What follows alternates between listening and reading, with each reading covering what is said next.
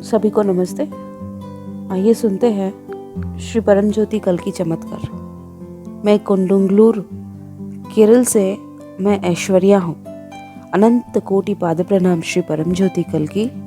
मैं अपने बेटी को श्री परम ज्योति कल की द्वारा उपहार स्वरूप दिया गया चमत्कारिक अनुभव आभार सहित साझा कर रही हूँ। मेरा बेटा अक्षय 8 साल का है। 2 साल की उम्र से उसे दमा है और सर्दियों में उसको बहुत तकलीफ होती है।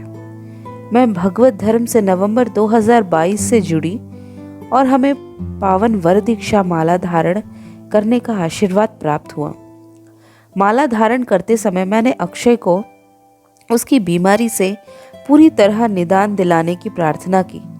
उसने भी निष्ठापूर्वक प्रार्थना की। माला धारण के 5वें दिन से मैंने महसूस किया कि उसको सांस लेने में न आवाज हो रही है और ना ही कोई तकलीफ।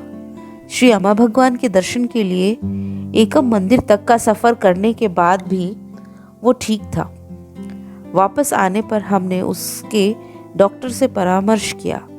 टेस्ट करने पर पता चला कि उसकी ये समस्या लगभग समाप्त हो गई है। उसकी तबीयत में इतना सुधार से उनके डॉक्टर भी हैरान था। धन्यवाद वैदीश्वर श्री परम ज्योति कल की। अनंत कोटि पाद प्रणाम।